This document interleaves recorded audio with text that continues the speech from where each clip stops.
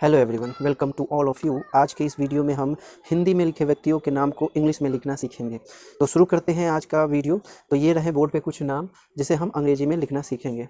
सबसे पहला है रमन, फिर है चमेली, पूजा, महेश और रोशन। रमन शब्द को अगर देखें तो रमन इन वर्णों से मिल करके बने हुए हैं और इन वर्णों के लिए जो हम इंग्लिश में अल्फ़ाबेट यूज़ करते हैं उन्हीं को लिखेंगे। तो सबसे पहले है हलंत रॉ, और हलंत रॉ के लिए हम लिखते हैं आर।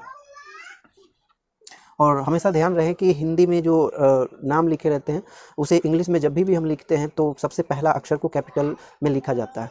तो इसीलिए आर को मैंने कैपिटल में लिखा है। उसके बाद है अ, तो अ के लिए हम लिखते हैं ए। फिर है मौ, मौ के लिए हम क्या लिखते हैं एम।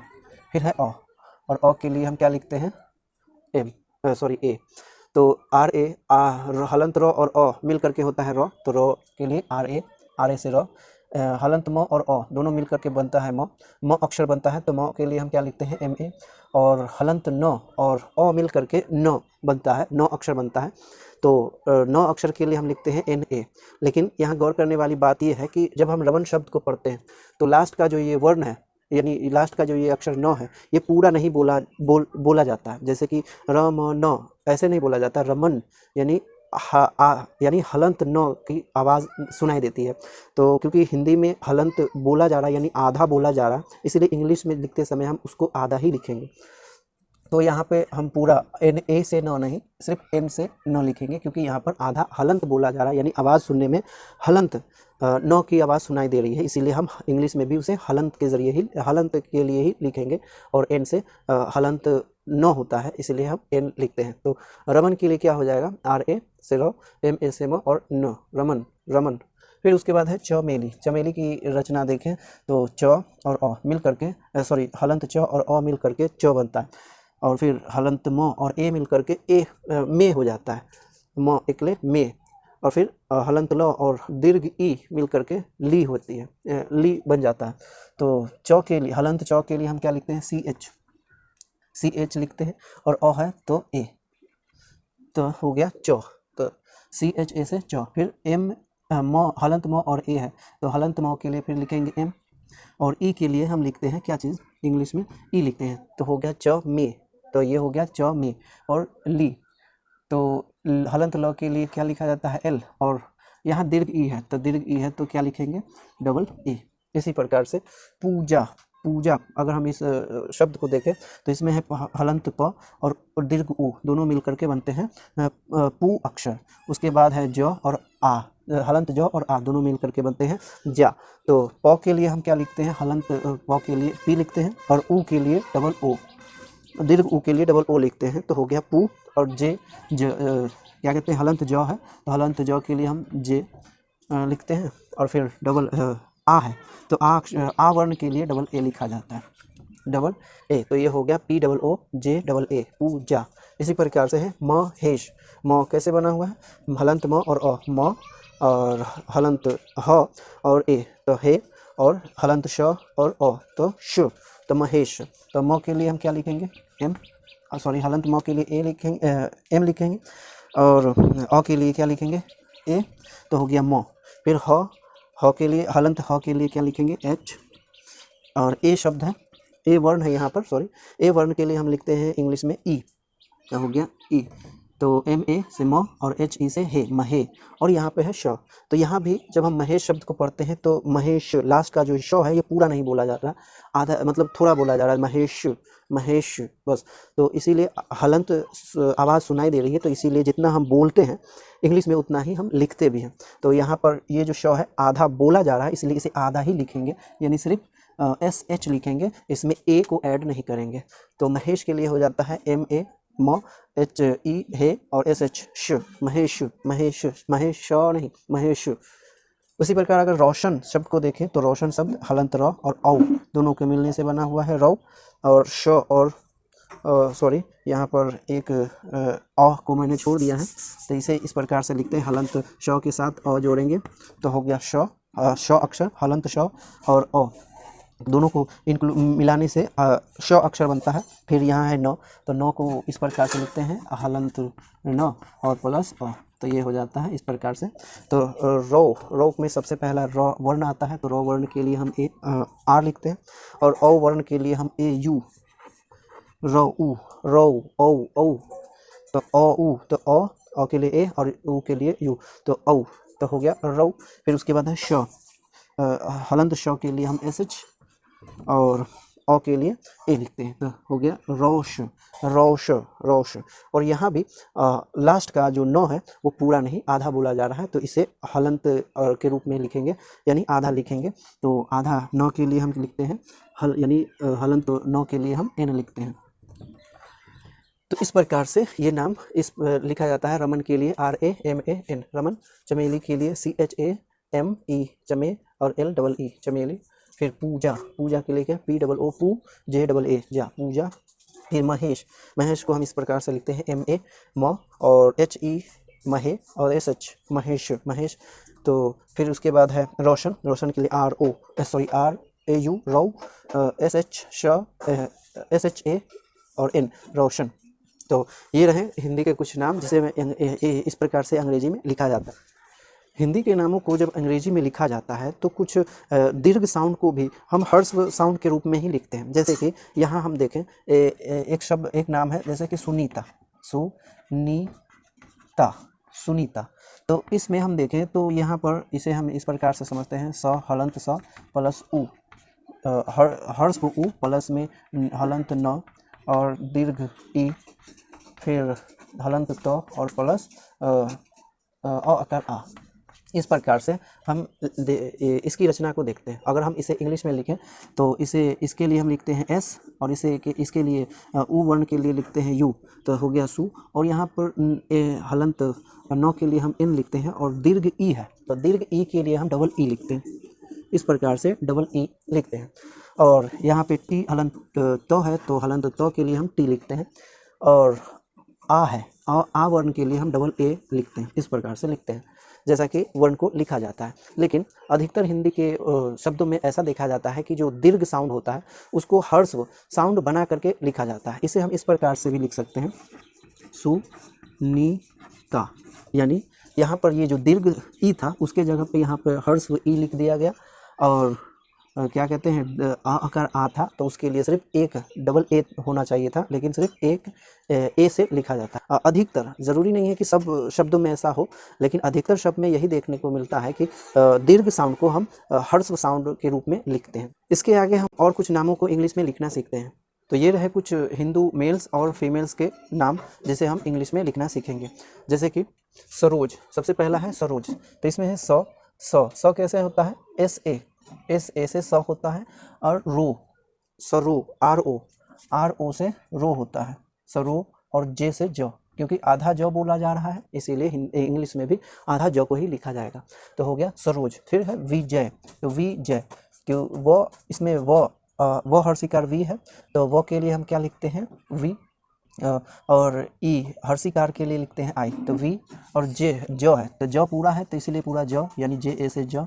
और यो, जय, विजय, आधा यो हो रहा है तो आधा यो यानी हलंत यो को हम लिखते हैं वाई से, तो हो गया विजय। तो अगला वर्ड है हमारे लिए राहुल, तो राहुल में सबसे पहला है रा, फिर है हु और ल। तो रा कैसे बना हुआ है, हलंत र में आ को जोड़ने पर रा बनता है, तो इसके लिए हम क्या लिखते हैं, आर डबल ए, तो यहाँ पे रा हो जाता है। लेकिन मैंने आपको पहले ही बताया है कि बहुत सारे ऐसे हिंदी नाम हैं जिसमें दीर्घ साउंड को हर्स्व साउंड के रूप में लिखा जाता है, इसीलिए यहाँ के रा के डबल ए को हम सिर्फ ए से लिखेंगे। फिर उसके बाद है हु, तो एच यू से हु होगा। और फिर है लास्ट में ल, और जो कि थोड़ा सा बोला जाता है, राहुल ल, यानी आधा ल, तो आधा ल के लिए एल लिखते हैं, तो हो गया राहुल। इसी प्रकार से अगला है पुनीत, पुनीत, तो ये पुनीत में पू कैसे बना हुआ है, हलंत प और हर्स्व उ मिल करके, तो हलंत प के लिए हम पी लिखते हैं और हर्स्व उ के लिए हम यू लिखते हैं, तो हो गया पू। और यहाँ पर नीत, यहाँ भी दीर्घ ई लगा हुआ है, तो दीर्घ ई को हम इंग्लिश में क्या लिखते हैं, दीर्घ ई को इंग्लिश में हम हर्स्व ई लिखते हैं। जैसे यहाँ पर डबल ई से ई होगा, सॉरी पहले एन, हलंत न को लिख लेते हैं, हलंत न को एन से लिखते हैं। और इसके बाद है दीर्घ ई, तो दीर्घ ई को हम हर्स्व ई बना करके लिखेंगे, यानी सिर्फ आई से हम लिखेंगे, तो पुनीत। अधिकतर नाम में ऐसा देखा जाता है कि दीर्घ साउंड को हर्ष साउंड बना करके लिखा जाता है। आप दीर्घ साउंड लिख लें तो उसमें कोई गलत बात भी नहीं है, लेकिन अधिकतर ये लिखा जाता है। तो अगला हम देखें कि तो है, तो पू नी तु यानी पूरा तो नहीं, तु यानी आधा तो आधा तो हलंत तो के लिए हम क्या लिखते हैं, टी। तो ये हो गया पुनीत। फिर है राकेश सॉरी राकेश, तो इसमें भी रो आकार रा यानी आर, र हलंत र के लिए आर लिखते हैं और हो गया रा। तो रा के लिए फिर डबल ए होगा, लेकिन दीर्घ साउंड को हम हर्ष साउंड में अधिकतर लिखते हैं, इसीलिए हम इसे भी आर ए से रा लिखेंगे। फिर उसके बाद है के यानी हलंत क और ए, तो इसमें तो उसको ऐसे ही लिखा जाएगा यानी हलंत क और ए। तो हलंत क के लिए क्या होता है के, और ई ए के लिए ई, तो राके राके राके राके। उसके बाद है श और वो भी आधा, तो राकेश, आधा श को हम लिखते हैं एस एच। तो इस प्रकार से हम लिखते हैं राकेश। फिर है गौरव, गौरव गौ, गौ हलंत गौ और औ दोनों मिल करके बनते हैं गौ। तो हलंत गौ के लिए हम लिखते हैं जी, और औ के लिए लिखते हैं ए यू, औ गौ। और फिर है र पूरा बुला रहा है तो आर ए से र, और वो क्योंकि आधा बुला रहा है सिर्फ वो, गौरव वो, इसीलिए सिर्फ वी लगाएंगे। आप डब्लू भी लगा सकते हैं, यहाँ मैंने वी लगाया है। वी और डब्लू दोनों ही वो साउंड को रिप्रेजेंट करते हैं। उसके बाद है अजय, तो अ है तो अ के लिए हम क्या लिखते हैं ए, और जो पूरा बोला जा रहा है तो जे ए से, जो पूरा अक्षर है जो, फिर य अजय ए, अजय यानी आधा य, तो आधा य के लिए हम क्या लिखते हैं वाई लिखते हैं। तो अजय ए जे ए वाई, अजय। फिर उसके बाद है चंदन, चंदन इस शब्द में देखें तो चौ हलंत चौ और अनुस्वार लगा हुआ है, तो हलंत चौ के लिए हम लिखते हैं सी एच, और अनुस्वार के लिए लिखते हैं हम ए एन, चन। और फिर द पूरा है तो द को पूरा लिखेंगे डी ए से द, और नो चंदन, नो आधा नो है तो इसीलिए चंदन। फिर उसके बाद है मदन, मो दो मदन, तो मो पूरा मो है, तो पूरा मो कैसे बनता है हलंत म और ओ से मिल करके बना होता है। तो हलंत मो के लिए क्या लिखेंगे एम, और ओ के लिए क्या लिखेंगे ए, तो पूरा मो हो जाएगा। उसके बाद द भी पूरा है तो डी ए से द, और फिर मदन नो, आधा नो के लिए हम क्या लिखते हैं एन, तो ये हो गया मदन। फिर उसके बाद है सुरेश, तो सुरेश, तो सुरेश में सु कैसे बना हुआ है हलंत स और उ लगा हुआ है, इसमें उ वर्ण दोनों जुड़े हुए हैं, तो इससे बन जाता है सु। तो स पहले हलंत स के लिए हम क्या लिखेंगे एस, फिर उ के लिए यू, और रे कैसे बना हुआ हलंत र और ई सॉरी हाँ ए मिल करके, तो हर रे हो जाता है। तो हलंत र के लिए आर और ए के लिए ई, तो सुरे, फिर है श, सुरेश श आधा हलंत श, तो एस एच श, सुरेश। इस प्रकार से मिलते हैं सुरेश। फिर है रोहित में पहला है रो, फिर है ही, तो रो कैसे बना हुआ है हलंत रो और ओ मिल करके, तो हलंत रो के लिए आर, फिर ओ के लिए ओ, और ही कैसे बना हुआ हलंत एच, हलंत हो और हर्षव ई मिल करके, तो हर्षव ई के लिए आई। तो इस प्रकार से रोहित तो आधा तो यानी टी, तो ये हो गया रोहित। फिर है रवि, तो रवि कैसे बना हुआ रवि, र यानी हलंत र और अ मिलकर र, पूरा अक्षर र बनता है, तो हलंत र के लिए आर और अ भी जुड़ा हुआ है इसमें, इस हलंत र में, तो अ के लिए ए, तो र हो गया। फिर वी व हर्षिकार वी यानी हलंत व और ई, तो व के लिए वी और आई के ई के लिए हर्ष ई के लिए आई, तो रवि। फिर हो गया मनीष को कैसे मो है तो मो को कैसे लिखेंगे पूरा एम ए से मो होता है, हलंत म और अ, हलंत म और अ मिलके म बनता है, तो म हो गया एम ए से म। फिर नी कैसे बना हुआ हलंत न और हर्ष ई, तो मनी, तो एन आई मनी हो गया। और फिर है श, आधा श, तो इसके लिए एस एच, तो हो गया मनीष। उसके बाद है काजल, तो काजल में क्या है कि को आकार का से बना हुआ, तो फिर यहाँ दीर्घ आ है, तो इसको हर्ष बना करके लिखेंगे, तो क के लिए हलंत क के लिखे और ए का, फिर जे ए से जो, और क्योंकि लो आधा है, काजल काजल लो आधा लो है, इसे स्मॉल में लिखा जाता है, बीच में ध्यान रहे इसलिए। फिर एल लो, ये हो गया काजल। आप डबल ए भी लिख दें, इसमें कोई दिक्कत वाली बात नहीं, वो सही है। अधिकतर ये प्रचलन बन चुकी है कि इस प्रकार से लिखा जाता है, लेकिन अगर आप दीर्घ साउंड के साथ लिखते हैं तो उसमें कोई दिक्कत भी नहीं है। फिर अगला हम देख लेते हैं निरंजन। निरंजन निरंजन निरंजन, तो इसमें इन नौ हर्षिकार नी, तो नौ हर्षिकार नी को इस प्रकार से लिखते हैं नी। फिर रन है हलंत र और अनुस्वार, तो रन तो आर से र हलंत र और ए एन रन। और जो पूरा है ना, तो जो पूरा है तो जे ए जो निरंज, निरंज हो गया, निरंजो निरंजो हुआ, निरंजो क्योंकि ए लगा हुआ तो निरंजो। और फिर इसमें आधा नौ बोला जा रहा है, निरंजन आधा नौ, इसीलिए क्या करेंगे कि हम इसमें सिर्फ एन लगाएंगे, तो ये हो गया निरंजन। फिर है कविता, क क क पूरा क है तो पूरा क के ए से होता है। फिर वो हर्षिकर वी, तो वी के लिए हम वी आई लिखते हैं, तो कवि हो गया कवि।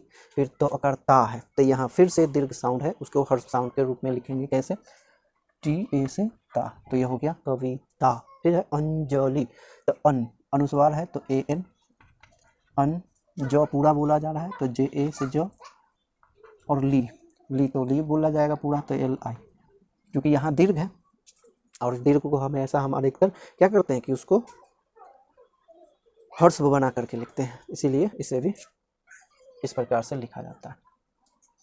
आगे हम देखें चंचल, तो चन चौ हलंत चौ और अनुस्वार, तो हलंत चौ के लिए सी एच और अनुस्वार के लिए ए एन। फिर चौ है पूरा तो सी एच ए चौ, और लो चंचल लो आधा लो है तो आधा लो के लिए एल चंचल। फिर है पूनम, यहाँ पूरे को लिखा जाता है पूनम में, आप ध्यान रहे तो पी प दीर्घ उकार पू होता है, तो प के लिए पी लिखते हैं और दीर्घ उकार के लिए उ पू। और नौ पूरा बोला रहा है तो एन ए से नौ, और मो पूनम मो फिर आधा है तो एम, तो ये हो गया पूनम। फिर है सीता, तो यहाँ भी दीर्घ ई है, तो दीर्घ साउंड को फिर हम हर्ष साउंड में लिखेंगे, तो क्या लिखेंगे सी एस आई, क्योंकि दीर्घ साउंड है उसको हर्ष साउंड बना करके लिखा जाता है, अधिकतर ऐसा लिखा जाता है। आप जरूरी नहीं है कि आप दीर्घ साउंड को हर्ष भी बना, आप लिख सकते हैं दीर्घ को दीर्घ साउंड के रूप में ही लिख सकते हैं, दीर्घ अक्षर के लिए डबल ई लगा सकते हैं, इसमें कोई दिक्कत नहीं, लेकिन अधिकतर ये प्रचलन है इसलिए लिखा जाता है, बस इतना समझिए। तो सी और यहाँ भी तो टी ए से तो सीता, ठीक है। फिर है चांदनी, चांदनी अब यहाँ पूरा लिखा जाता है, चांदनी में क्या है अनुस्वार लगा हुआ है सी एच से चो और ए एन से चांद न दो, चांद दो नी चांदनी, यानी दो पूरा नहीं बोला जा रहा है, आधा चांदनी नहीं चांदनी, तो पूरा नहीं आधा दो के लिए डी सिर्फ लिखेंगे। फिर नी के लिए फिर यहाँ पर दीर्घ ई है, फिर उसको क्या करेंगे हम हर्ष ई के रूप में लिखेंगे, तो चांदनी चांद, ध्यान रहे चांदनी, क्योंकि दो आधा है बोला जा रहा है इसलिए लिखा भी जा रहा है आधा, चांदनी। फिर है श्रुति, श्रुति कैसे बना हुआ है हलंत श तालबे श हलंत श, फिर हलंत र और सॉरी हर्ष उ, तो हो गया श्रु, तो श्रु, तो हलंत श के लिए क्या लिखते हैं एस एच और हलंत र के लिए लिखते हैं आर, तो हो गया श्र, और उसमें लगा हुआ है क्या चीज़ हर्ष उ लगा हुआ है, और हर्ष उ के लिए हम लिखते हैं यू, तो हो गया श्रु। और यहाँ पे तो हर्ष ई लगा ही हुआ है तो हर्ष इकार ती, तो यहाँ पहले से ही हर्ष ई लगा हुआ है तो उसे और हम छोटा थोड़ी कर सकते हैं, और छोटा नहीं कर सकते, इसीलिए इसको इसी प्रकार से लिखेंगे ती, तो ये हो गया श्रुति। तो इस प्रकार से हिंदी में लिखे व्यक्तियों को नामों को इंग्लिश में लिखा जाता है।